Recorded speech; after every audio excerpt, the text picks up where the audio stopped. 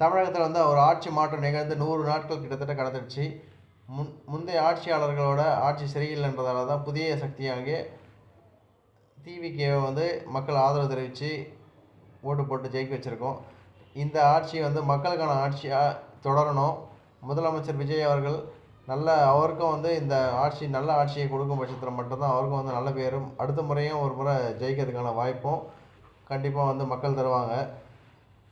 விவசாயிகளுக்கு அரசாங்கம் டிவிக்கு என்ன வாக்குறுதி கொடுத்தாங்களோ அந்த வாக்குறுதியை வந்து நிச்சயமாக நிறைவேற்றணும்.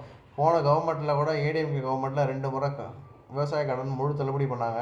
அதே மாதிரி தள்ளுபடியும் இந்த முறையும் விவசாயிகள் எதிர்பார்க்குறாங்க. நிச்சயமாக அந்த தள்ளுபடியை வந்து நிச்சயமாக பண்ணணும். அதே மாதிரி கல் இறக்கிறதுக்கு அனுமதி கொடுக்கணும்.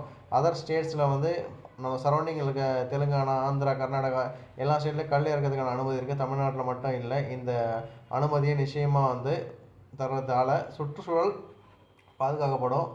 அதே மாதிரி வந்து கல் விவசாயிகள் வந்து நிச்சயமாக வந்து ஒரு நல்ல பயனடைவாங்க.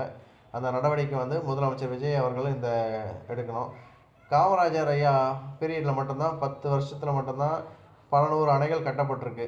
அதே மாதிரி இந்த விஜய் அவர்கள் ஆட்சியிலையும் வந்து 100கணக்கான அணைகளை வந்து தமிழகத்தில் நம்மளால் வந்து சமவெளி பகுதியில் இருக்கிறதால எங்கே நமக்கான வாய்ப்பு, எங்கே சின்ன அணையோ பெரிய அணை ஏதாவது ஒன்று கட்டுறதுக்கான நடவடிக்கை வந்து விஜய் அவர்கள் நிச்சயமாக எடுக்கணும். மழைநீர் சேகரிப்பு மற்றும் மழைக்காலங்களில் பெய்யக்கூடிய வெள்ள நீரை வந்து கடலில் கலக்க விடாமல் தடுக்கிறதுக்கான நடவடிக்கை, அது மாதிரியான நல்ல விஷயங்களை வந்து இந்த அரசாங்கம் பண்ணணுன்றது எங்களுடைய எதிர்பார்ப்பு. தமிழ்நாடு ஈபியோட கடனை வந்து குறைக்கிறதுக்கான நடவடிக்கை எடுக்கணும். சொந்தமாக ஈபி பவர் ஜென்ரேஷன் பண்ணால் மட்டும்தான் வெளியே இருந்து வாங்குறத குறைச்சிக்கிட்டு பவர் ஜென்ரேஷனுக்கு ஊக்குவிக்கணும் அரசாங்கம்.